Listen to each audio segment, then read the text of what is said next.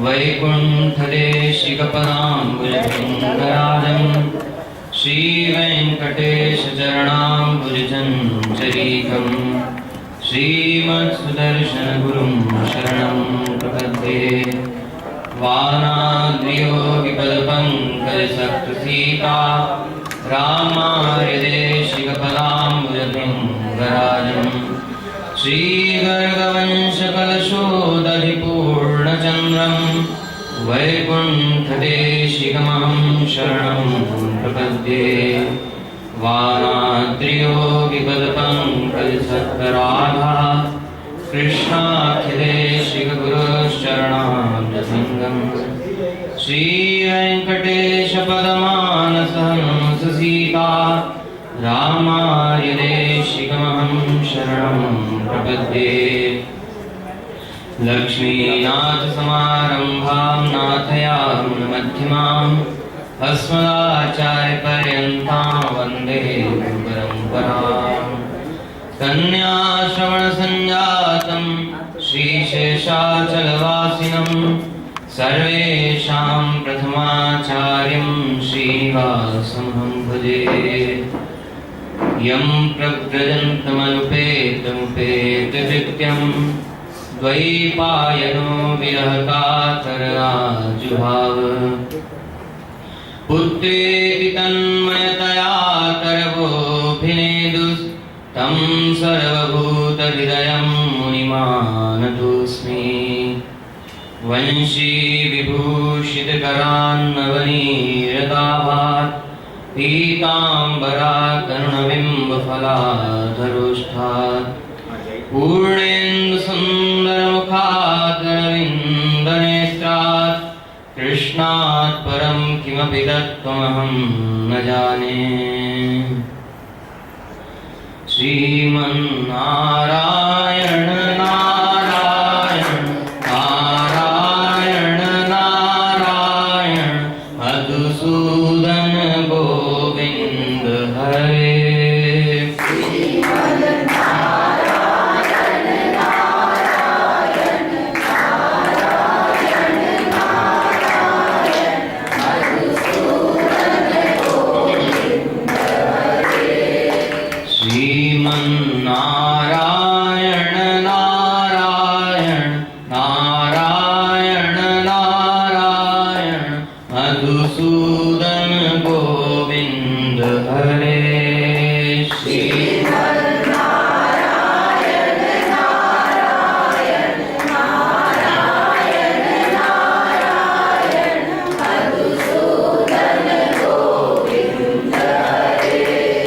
श्रीमद् रामानुज रामानुज रामानुज रामानुज जयति यतिराज गुरु। श्रीमद् रामानुज रामानुज रामानुज रामानुज जयति यतिराज गुरु। श्रीमद् रामानुज रामानुज रामानुज रामानुज जयति यतिराज गुरु। श्रीमद् रामानुज रामानुज रामानुज रामानुज जयति यतिराज गुरु। श्रीमन्नारायण नारायण नारायण नारायण मधुसूदन गोविंद हरे। श्रीमन्नारायण नारायण नारायण नारायण मधुसूदन गोविंद हरे। श्रीमन्नारायण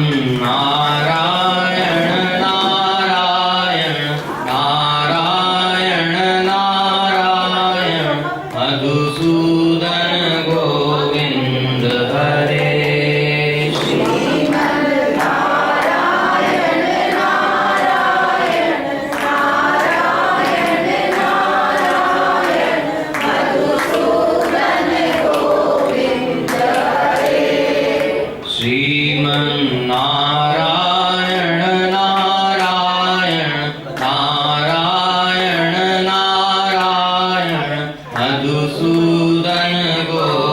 गोविंद हरे श्रीमन्नारायण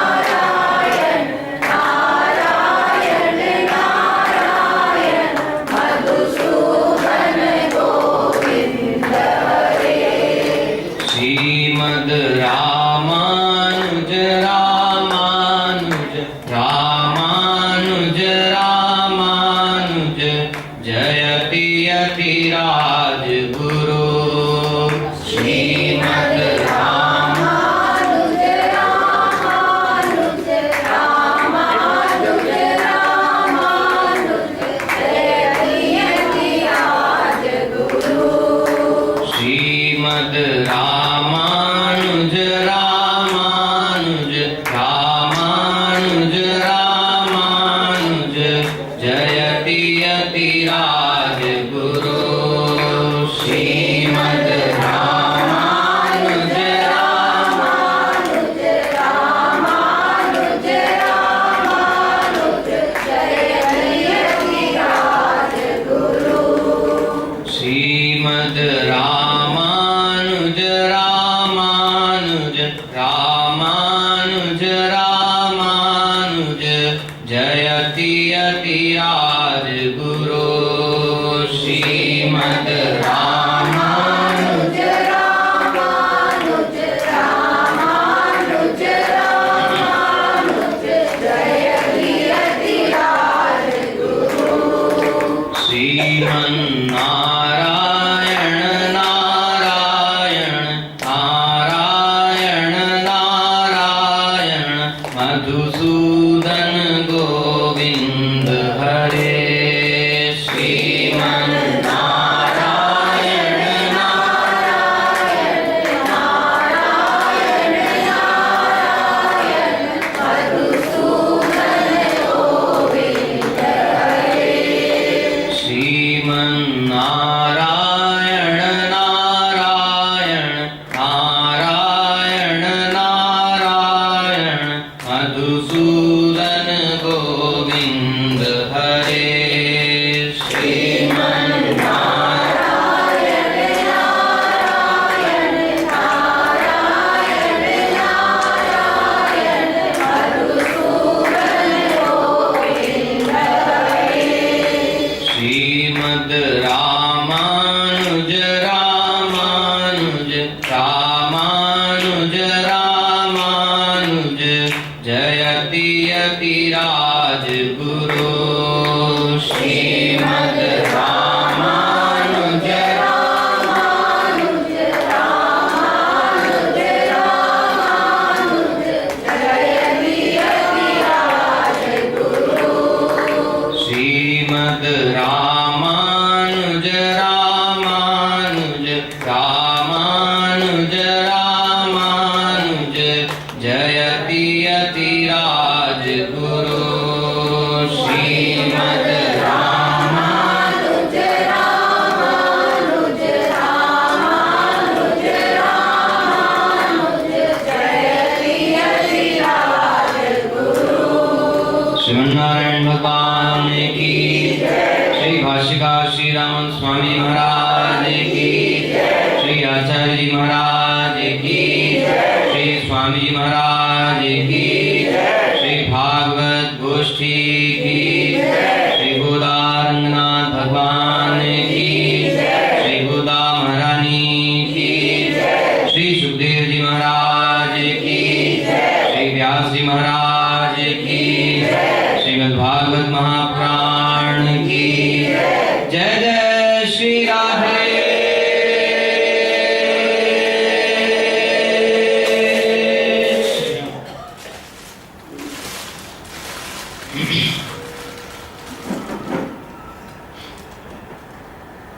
कल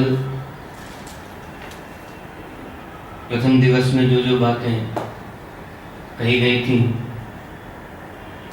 आप सबको याद ही होगा। हाँ, ये जान लेना जरूरी है, क्योंकि यदि पिछली बात याद नहीं है तो फिर आगे की बात समझने में थोड़ी कठिनाई होगी। तो कल कथा विश्राम कहाँ हुआ था, याद है? दूधकारी आजामी को दूधकारी उसके लिए भागवत सुनाएगी। गोकर्ण हाँ, जोर से बोलिए। परीक्षित का ध्यान तो गया, 7वें दिन में पहुंच गए। बहुत जल्दी करना होगा। भक्ति क्या है? इसका मतलब है एक भी सिंसियर स्टूडेंट नहीं है। भक्ति, ज्ञान और वैराग्य की चर्चा बहुत है। परीक्षित पहुंचता है कथा करने के लिए, सब वहाँ ऋषि आ जाते हैं, वहाँ तक आपने सुनाई। अब याद आया, स्टूडेंट नंबर 1 है ये। याद दिलाने के बाद अभी नंबर 1 पे नहीं है। यदि याद हो तो बिल्कुल तुरंत उत्तर मिलना चाहिए। हाँ।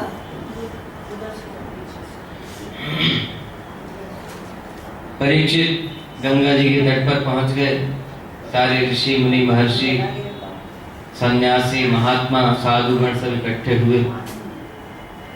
क्यों? राजर्षि परीक्षित जो ऐसा धर्मात्मा राजा है कि अपनी प्रजा को भी भगवत भक्ति का उपदेश किया करता, और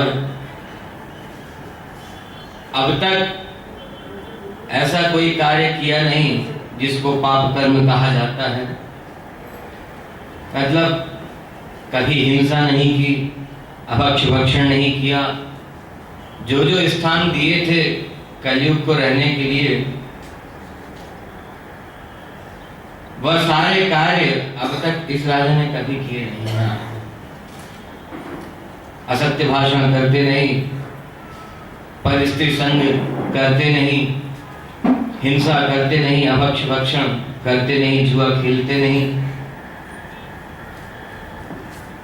मतलब सद्गुणों से पूर्ण हैं, सारे अच्छे गुण विद्यमान हैं इस राजा में। लेकिन एक अपराध ऐसा बन गया जिसके कारण शाप मिल गया कि 7वें दिन तक शतनाग डसेगा और मृत्यु हो जाएगी। लेकिन चिंता किस बात की है? केवल एक ही बात की चिंता की है, इसके अलावा और कोई चिंता नहीं। 7वें दिन मरना है, ये मालूम है, पक्का है, 7वें दिन मरना। किसी बात की चिंता नहीं, सब कुछ त्याग दिया, सब कुछ छोड़ दिया। ये शिक्षा देने वाला चरित्र है।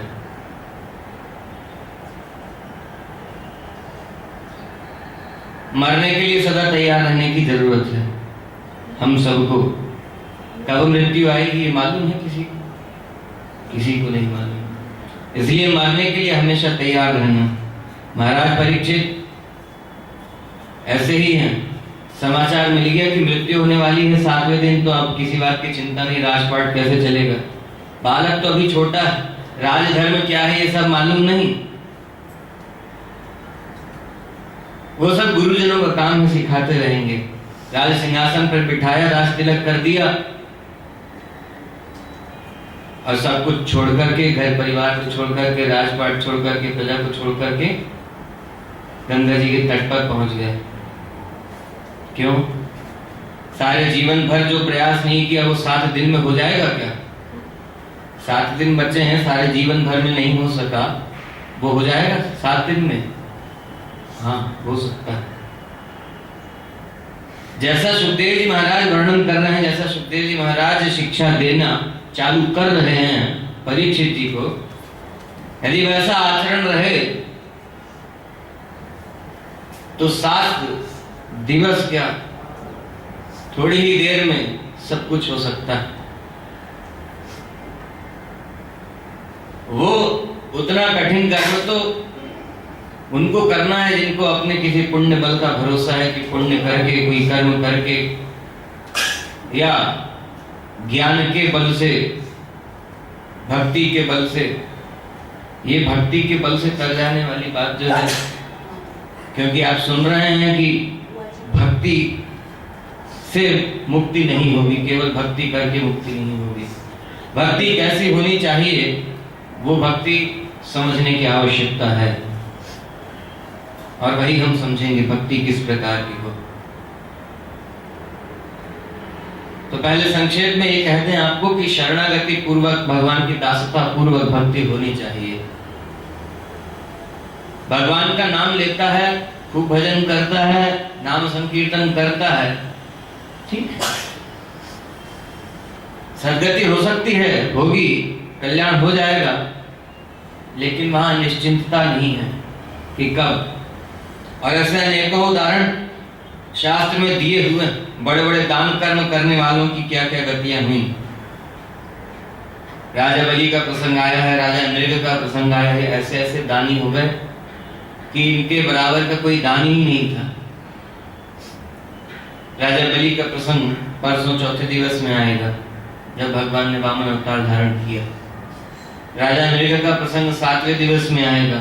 कर्म के ऊपर बात हो रही है, बड़े बड़े कर्म करके, खूब ज्ञान प्राप्त करके। अब कौन सा ज्ञान प्राप्त किया जाए जिससे मुक्ति मिल जाए, जिससे मोक्ष प्राप्त हो जाए, वो कौन सा ज्ञान है? उसी ज्ञान के लिए महाराज परीक्षित गंगा जी के तट पर आकर के बैठे। तो ऐसा नहीं कि गंगा जी के तट पर ही बैठना, यहाँ भी तो बैठ करके उसी ज्ञान की बात को, उसी ज्ञान को सुन रहे हैं। मतलब यह है कि अब मृत्यु की तैयारी हो गई तो फिर और कुछ ध्यान में नहीं रहना चाहिए। हर चीज से विरक्त हो जाना है, इसलिए सब कुछ छोड़ करके वहां आ गए हैं। क्यों? क्योंकि अब 7वें दिवस में मरना है, और यदि आसक्ति हो गई किसी में, पत्नी में, बेटे में, राजपाट में, संपत्ति में, वैभव ऐश्वर्य जो कुछ है, पद जो है, उसमें यदि आसक्ति हो गई तो बड़ी दुर्गति भोगनी पड़ेगी। 84 लाख योनियों का चक्कर लगाना पड़ेगा फिर से।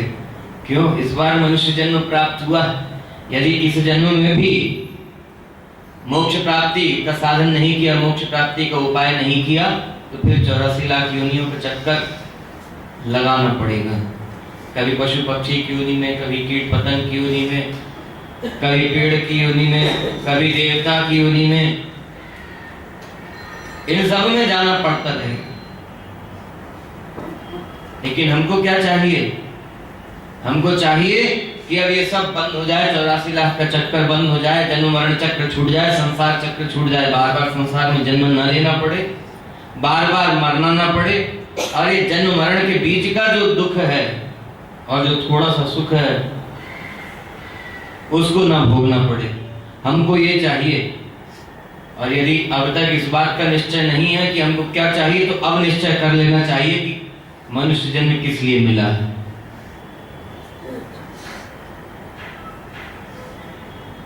परीक्षित जी प्रश्न कर रहे हैं श्री सुखदेव जी महाराज से। कल सुना ही था आपने, मरण सन और मरण धर्म का क्या कर्तव्य है। और दूसरा प्रश्न क्या था?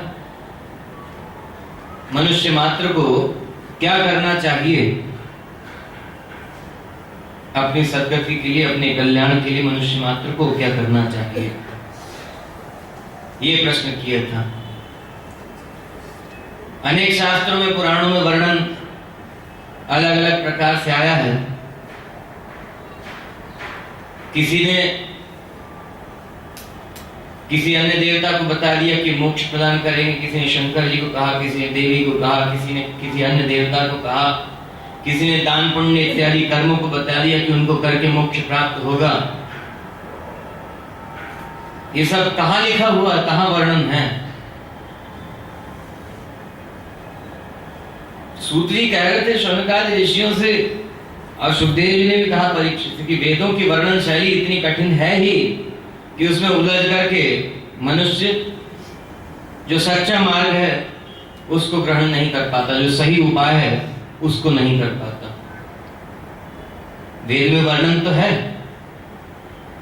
लेकिन उसमें सबकी महिमा बताई गई है। दान करने की क्या महिमा है, तप करने की क्या महिमा है, यज्ञ यागादि करने की क्या महिमा है, तीर्थवास करने की क्या महिमा है, ये सब बताया है। और जितने प्रकार के बड़े बड़े पुण्य कर्म कहे गए उन सबके अंत में भी लिख दिया कि मोक्ष प्राप्त होगा। लेकिन कब, सबसे बड़ा प्रश्न है। कब प्राप्त होगा मोक्ष? ये सब बातें उन सब शास्त्रों में, पुराणों में कही जा चुकी हैं। किनमें?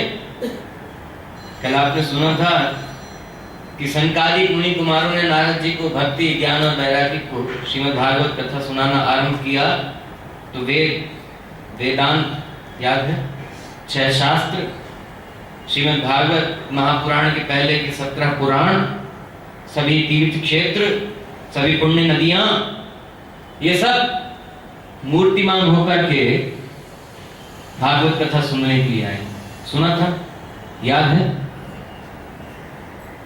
और ये भी कल सुना था कि वेदव्यास जी ने श्रीमद् भागवत महापुराण की रचना क्यों की? क्योंकि मन में असंतोष था, मन में शांति नहीं थी। थोड़ा सा वॉल्यूम कम कर दीजिए। मन में अशांति थी और उस मन की अशांति का कारण स्वयं भी नहीं समझ पा रहे थे। बस ठीक है भैया। श्रीमन नारायण भगवान की जय।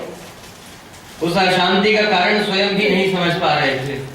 याद है, नारद जी ने बताया कि आपके मन में जो अशांति है, मन शांत नहीं हो रहा है, आपके मन की व्यथा जो है, उसका कारण आपने खूब कठिन परिश्रम किया, वेद का विभाग किया, 4 भागों में बांट दिया वेद को, श्रीमद् महाभारत जैसे दिव्य ग्रंथ की रचना कर दी, इतना विशाल ग्रंथ बना दिया, 17 पुराण बनाए, लेकिन विशुद्ध रूप से केवल भगवान के रूप, गुण, लीला, धाम इत्यादि को बताने वाला कोई पुराण आपने नहीं बनाया, इसलिए आपका मन अशांत है। तो ये रूप, गुण, लीला इत्यादि जो भगवान के हैं, भगवान के रूप, गुण, लीला, धाम इत्यादि को बताने वाला पुराण बनाने की आवश्यकता क्यों पड़ी? क्योंकि भगवान के स्वरूप को समझ करके, भगवान के गुणों को जान करके, भगवान की लीलाओं को समझ करके, इस संसार के स्वरूप को समझ करके, जिसमें पढ़ करके अनंत काल से जीव दुख भोग रहा है, इसके स्वरूप को समझ करके और स्वयं जीव अपने स्वरूप को समझ करके मोक्ष पद का अधिकारी बने, यही ज्ञान तो प्राप्त करना। जीव का स्वरूप क्या है, भगवान का स्वरूप क्या है, इस संसार का और माया का स्वरूप क्या है, यही तत्व ज्ञान है। इसी को समझने के लिए श्रीमद् भागवत महापुराण के 18,000 श्लोक, वेद, वेदांत इत्यादि। वेदांत को ही उपनिषद कहते हैं।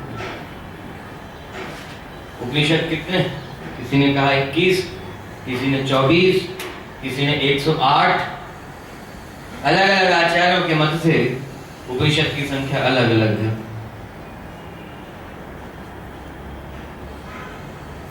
तो किनका किनका अध्ययन कर पाएंगे, किन किन का श्रवण कर पाएंगे, किनको किनको सुन पाएंगे, किनका किनका ज्ञान प्राप्त करेंगे? इसलिए तो कहा, निगम कल्प तरुर गलितम फलम शुकम काग्नि तत्र संयुतम पिबत भागवतम रसमालयम। श्रीमद् भागवत कथा का रसपान करो। क्यों? क्योंकि ये उस वेदांत रूपी कल्प वृक्ष का पका हुआ फल है। अर्थात इन सब का अध्ययन करने की जरूरत, आवश्यकता नहीं, जो सरलता से प्राप्त हो, ऐसा दिव्य ज्ञान जो मोक्ष पद प्राप्त कराने वाला हो, वह ज्ञान इतने कठिन परिश्रम को करने के बजाय केवल इतने से प्राप्त हो सकता है, भगवान की कृपा से।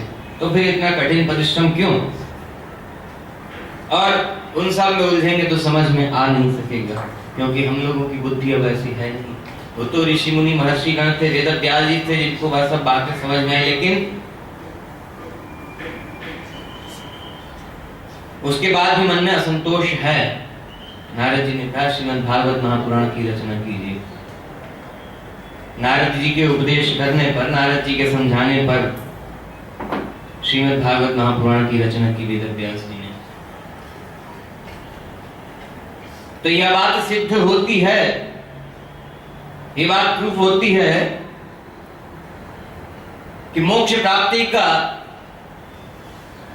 सर्वश्रेष्ठ उपाय जो है इस श्रीमद् भागवत महापुराण में बताया गया है। जिस ज्ञान को प्राप्त करके मोक्ष मिल सकता है वह ज्ञान इस श्रीमद् भागवत महापुराण में है। वह कर्म, जिस कर्म को करके मोक्ष प्राप्त होगा, उसका उपदेश, उसकी शिक्षा इस श्रीमद् भागवत महापुराण में है। ये बात सिद्ध होती है क्योंकि ये सब वेद, वेदांत, छह शास्त्र, उपनिषद, 17 पुराण, सभी तीर्थ क्षेत्र, सभी पुण्य नदियां और लोक लोकांतरों के सारे ऋषि मुनि महर्षिगण श्रीमद् भागवत कथा सुनने के लिए आए। अर्थात ये भी उस मोक्ष पद को प्राप्त करने की इच्छा रखते हैं। वह ज्ञान जो इस श्रीमद् भागवत महापुराण में है वो इन सब में नहीं है। तो कर्म कौन सा करना? कर्म, ज्ञान, भक्ति, ये उपाय मोक्ष प्राप्ति के लिए बताए गए हैं, लेकिन कौन सा कर्म, कौन सा ज्ञान, किस तरह की भक्ति, इसको समझना है। इसको समझाने के लिए श्री शुकदेव जी महाराज ने 7 दिनों में प्रवचन किया, परीक्षित जी को कहकर के सुनाया। वेद व्यास जी ने इस ग्रंथ की रचना की है और इसी को सुनने के लिए, उस ज्ञान को प्राप्त करने के लिए हम सब यहाँ बैठे हुए हैं। और श्रीमद् भागवत महापुराण में जो बात कही गई है उसको मानना पड़ेगा। तो इस श्रीमद् भागवत महापुराण में केवल और केवल भगवान श्री कृष्ण की भक्ति की चर्चा की गई है। मोक्ष प्राप्त करना है तो उसके लिए कौन सा उपाय करना? न हेतुन्य शिव पंथा विशतः संस्कृतामिह वासुदेवे भगवती भक्ति योगो यतो भवेत्। सुखदेव जी ने उत्तर दिया, प्रश्न किया था ना परीक्षित जी ने कि इस संसार सागर से छूटने के लिए कौन सा उपाय करना चाहिए, अर्थात किसका भजन करे, किसका यजन करे, किसका पूजन करे, यह प्रश्न किया था। और मरणासन्न मरण धर्म का क्या कर्तव्य है, मनुष्य मात्र को क्या करना चाहिए अपने कल्याण के लिए। तो सुखदेव जी ने कहा कि नय दुनिया शिवा पंथा। एक एक शब्द पर ध्यान देने की आवश्यकता है, जरूरत है। नय दुनिया शिवा पंथा, कल्याण के लिए, जीव के कल्याण के लिए एक ही मार्ग है। कौन सा? वह धर्म करना चाहिए जो भगवान वासुदेव, भगवान श्री कृष्ण के चरणों में अनन्य प्रीति करा दे, जिससे भगवान श्री कृष्ण के चरणों में अनन्य प्रेम हो जाए, अनन्य निष्ठा हो जाए, अनन्य प्रीति हो जाए, वही परम धर्म है। सवै पुंसां परो धर्मो हितो भक्तिरधोक्षजे। वह धर्म करना चाहिए जिससे भगवान वासुदेव के चरणों में अनन्य निष्ठा, अनन्य प्रीति, अनन्य प्रेम हो। वासुदेवे भगवती भक्ति योगो यतो भवेत्। और उसके बाद क्या कहा? ब्रह्मा जी ने सभी वेदों का 3 बार खूब अच्छी तरह से एकाग्रता पूर्वक अध्ययन करके, अनुशीलन करके, खूब विचार करके निर्णय किया। क्या? भगवान ब्रह्म काष्ठेन त्र्यंदीक्ष्य मनीषया तदध्यवस्य दस्तो रतिरात्मन मतो भवेत्, रतिरात्मन मितो भवेत्। तीनों बार यही बात उनको निकल करके सार प्राप्त हुआ। 3 बार सारे वेदों का अध्ययन करके, खूब विचार करके क्या निष्कर्ष निकाला?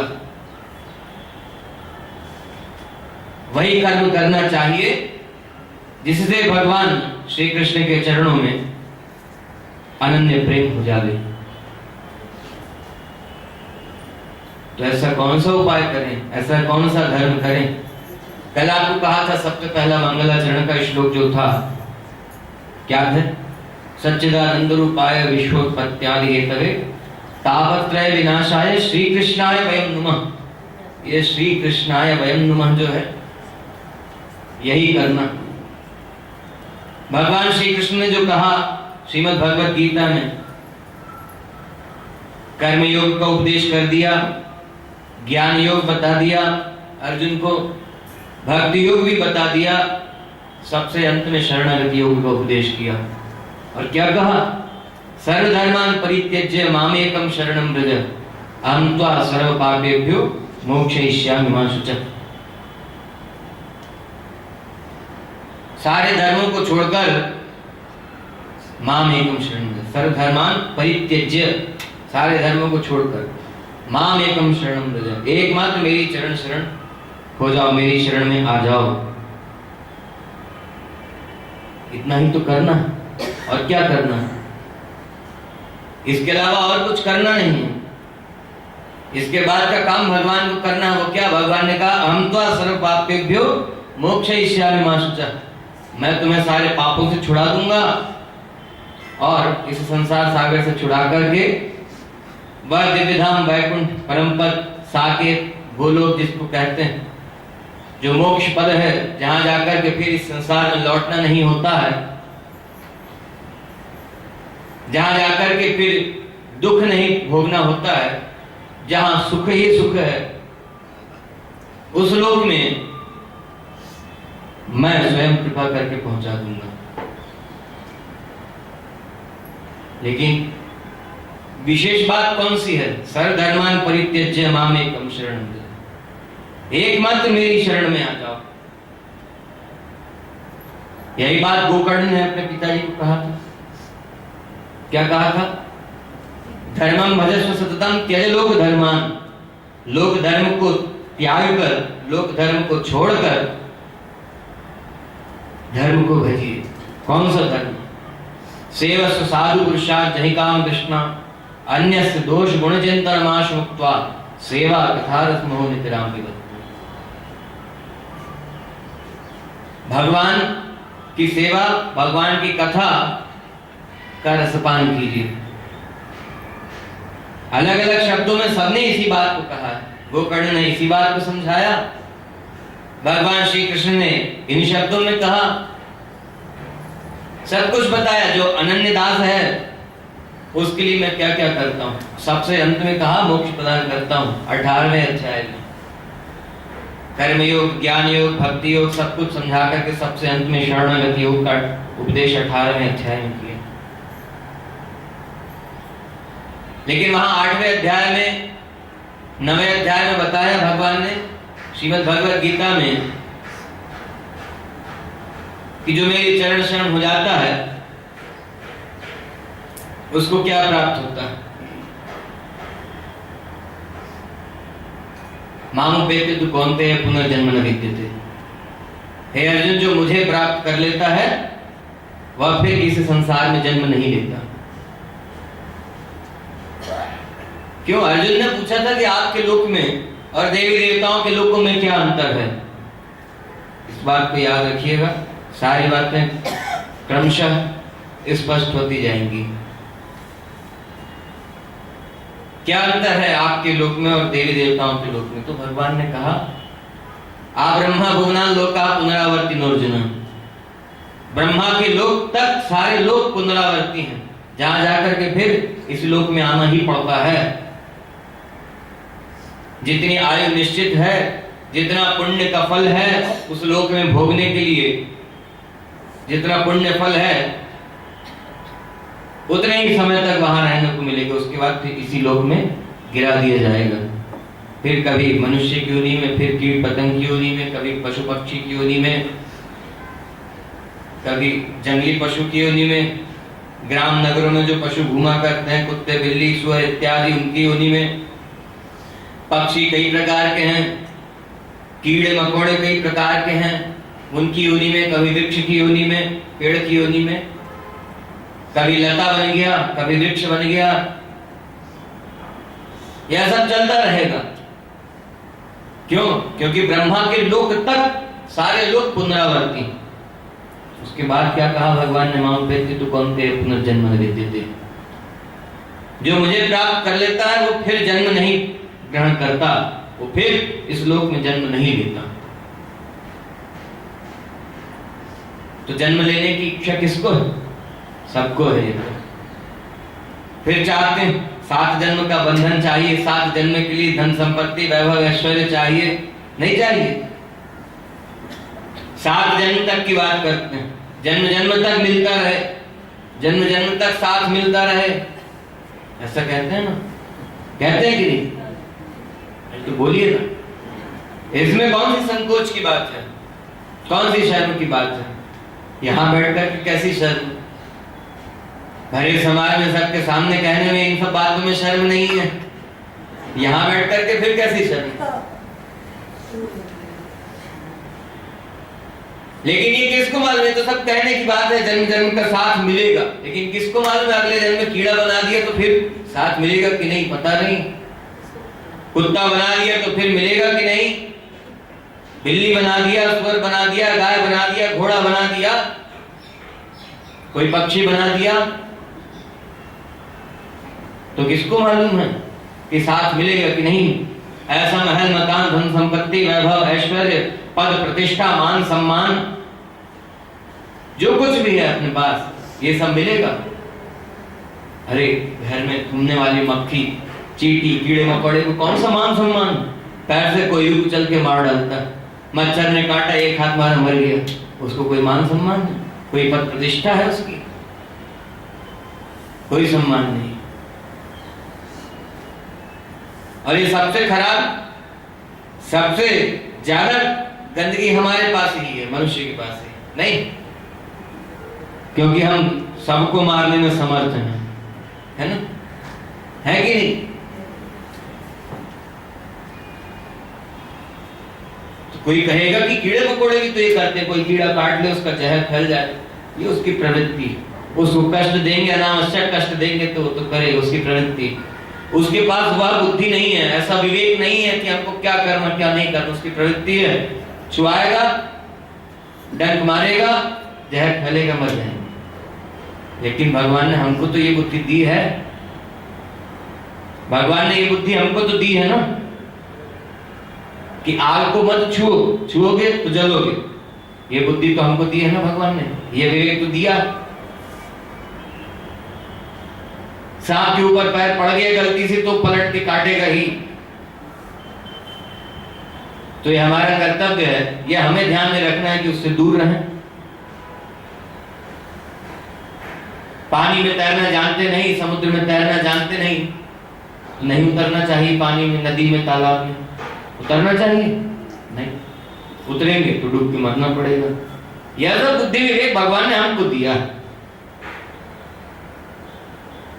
और ऐसे बुद्धि विवेक का सदुपयोग, इसका सबसे बड़ा फल यही है कि भगवान के चरणों में मन लगे, भगवान की सेवा में मन लगे, भगवान के चरणों में प्रीति हो, प्रेम हो, ये सबसे बड़ा फल है इस बुद्धि और विवेक का। ये मनुष्य को ये प्राप्त है, देवताओं को वो प्राप्त नहीं है। आचार्य ने तो यहां तक कह दिया कि जो मोक्ष प्राप्त करना चाहता है, ध्यान दीजिएगा, जो मोक्ष प्राप्त करना चाहता है उसके लिए सारे पुण्य कर्म भी पाप स्वरूप ही हैं, सारे पुण्यों का फल पाप स्वरूप ही है जो मोक्ष प्राप्त करना चाहता है। क्यों? क्योंकि पुण्य के नाम पर जितने कर्म किए जाते हैं उन सबका फल इस संसार में भोगना पड़ेगा। पुण्य के नाम पर जितने भी कर्म किए जाते हैं, बड़ी बड़ी तपश्चर्या, बड़े बड़े दान यज्ञ याग आदि, लोग भागवत कथा भी पुण्य के लिए सुनते हैं, जितनी बार मौका लगे उतनी बार सुनते हैं, लेकिन सच्चा ज्ञान प्राप्त करने के लिए कितने लोग सुनते हैं? बहुत थोड़े से लोग। सही ज्ञान प्राप्त करने की इच्छा, तत्व ज्ञान प्राप्त करने की इच्छा, भगवत प्राप्ति का जो सही मार्ग है उसको जानने की इच्छा तो बहुत कम लोगों को है। 7-7.25 अरब लोगों में से कितने लोगों को यह इच्छा होती होगी? यह सब हमारे भारत देश में है, और अब यहीं के लोगों के प्रभाव के कारण हमारे इस भारत देश को छोड़ करके अन्य देशों में भी भागवत कथा, राम कथा इत्यादि होने लग गई है। क्योंकि उनको समझ में आ रहा है कि भागवत कथा सुनने का क्या उद्देश्य है और क्या फल है। क्योंकि वह आनंद जो भगवान की कथा को सुनकर के मिलता है वो कहीं नहीं है।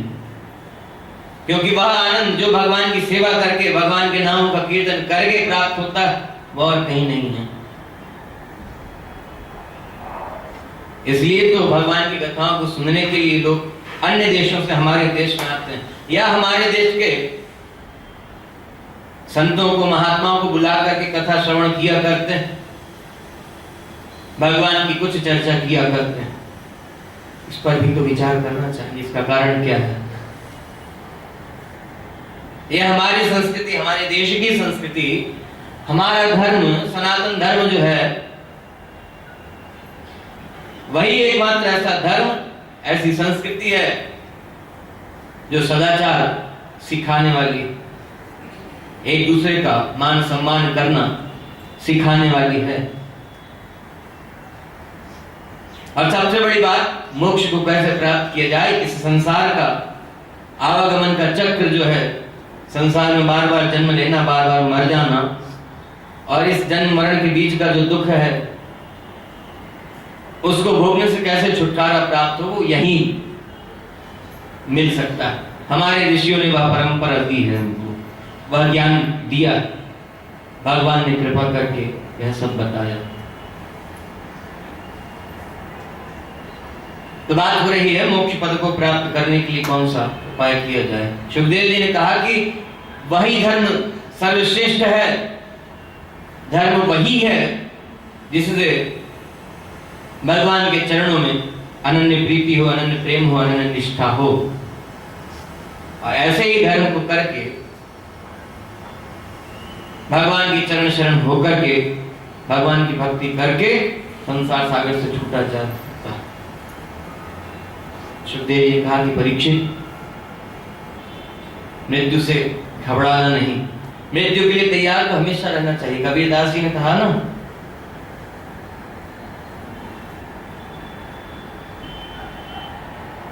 दो बातों को भूल मत, जो चाहत कल्याण, नारायण एक मौत को, दूजो श्री भगवान। एक मौत को मत भूलो और दूसरा भगवान को मत। कौन भगवान? भगवान कौन है, इस बात को समझने की जरूरत है। भगवान वास्तव में कौन है? विष्णु पुराण में भगवान शब्द का अर्थ मिलता है, जैसा ऋषि पराशर ने लिखा है।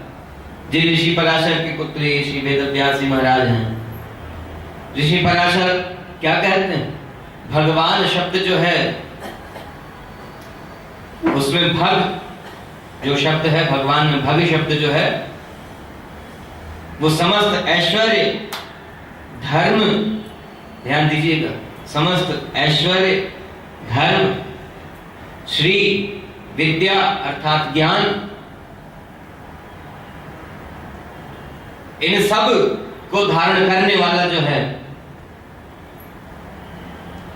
वह भगवान। भग शब्द इन सब का वाचक है। क्या क्या? धर्म, ऐश्वर्य, श्री, ज्ञान, इन सब का वाचक भग शब्द है। और उसमें भी भ जो है उसका अर्थ क्या है?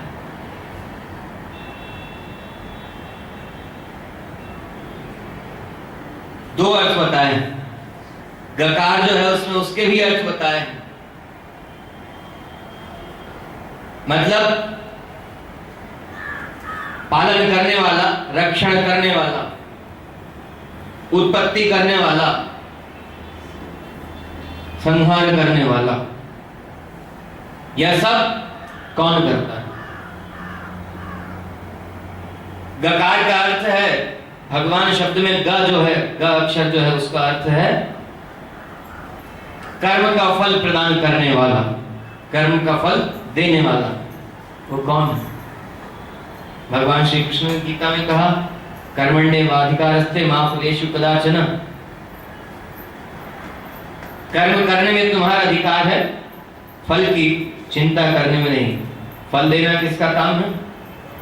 भगवान ने कहा मेरा काम है, फल मैं देता हूं। किसने? भगवान श्री कृष्ण ने कहा। और वही बात ऋषि पराशर कह रहे हैं कि यह सृष्टि करना, अभी श्री सुखदेव जी महाराज वर्णन कर रहे हैं सृष्टि किस तरह से हुई, तो उसमें बताया कि भगवान के नाभि कमल से ब्रह्मा उत्पन्न हुए और ब्रह्मा को भगवान ने वेद का अध्ययन कराया, वेद पढ़ाया, यह शिक्षा दी कि सृष्टि कैसे करना। ब्रह्मा जी सृष्टि भगवान के बताए अनुसार कर रहे हैं। और ब्रह्मा जी से उत्पन्न हुए शंकर जी, अभी वर्णन आया था। ब्रह्मा से उत्पन्न हुए शंकर जी जो सृष्टि का संहार करते हैं, पालन करने वाले भगवान हैं। कौन? भगवान नारायण। ये तो सबको मालूम है। भगवान नारायण, भगवान विष्णु जो है वो पालन करते हैं। सृष्टि कार्य कौन करता है, रचना कौन किया करता है? ब्रह्मा। ये ब्रह्मा कहां से उत्पन्न हुए? भगवान के नाभि से। संहार करता शंकर जी, ये किससे उत्पन्न हुए? ब्रह्मा जी से। अभी बताएंगे कब कैसे उत्पन्न हुए। तो इस तरह से सब कुछ भगवान ही करने वाले हैं। क्यों? महाप्रलय हुआ जब कुछ नहीं था, सब चारों तरफ जल ही जल दिख रहा था, भगवान वटपत्र पर शयन किए हुए थे।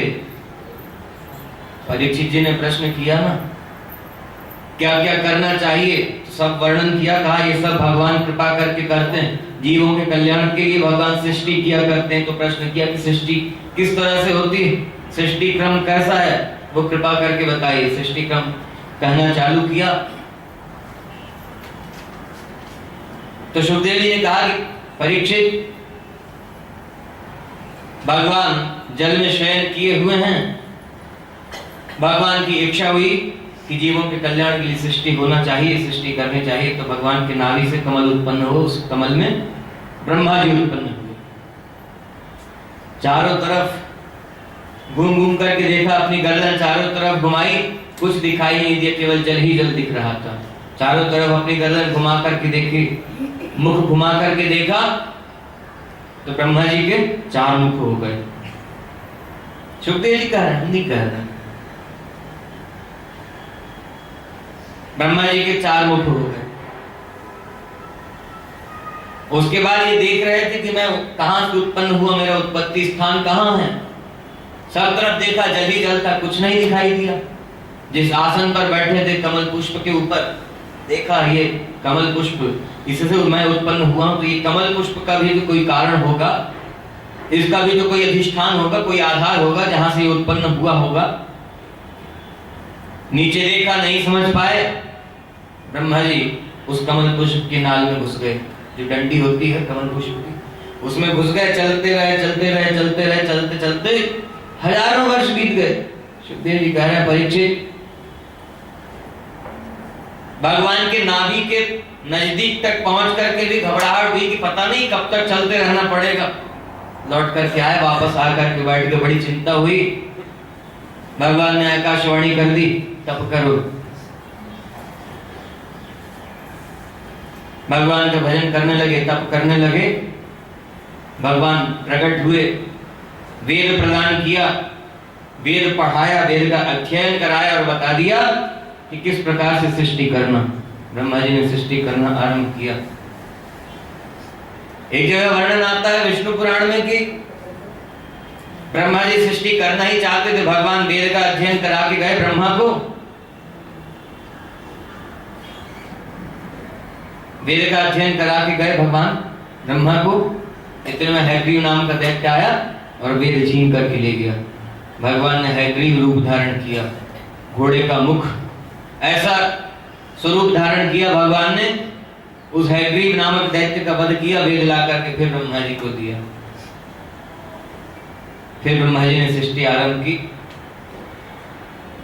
कई प्रकार की सृष्टि का वर्णन किया, सबका वर्णन कर दिया। यक्ष, राक्षस, गंधर्व, किन्नर, देवता, पशु, पक्षी, कीट, पतंग, सबका वर्णन कर दिया। सब कब कब कैसे कैसे उत्पन्न हुए, सबका वर्णन किया। लेकिन ध्यान रहे, हमें तो जो बात मुख्य रूप से जाननी है उसकी चर्चा करें ना। ये सब जान करके क्या करना है, क्या प्राप्त होगा? जो जानने की आवश्यकता है उसकी तरफ चल रहे हैं।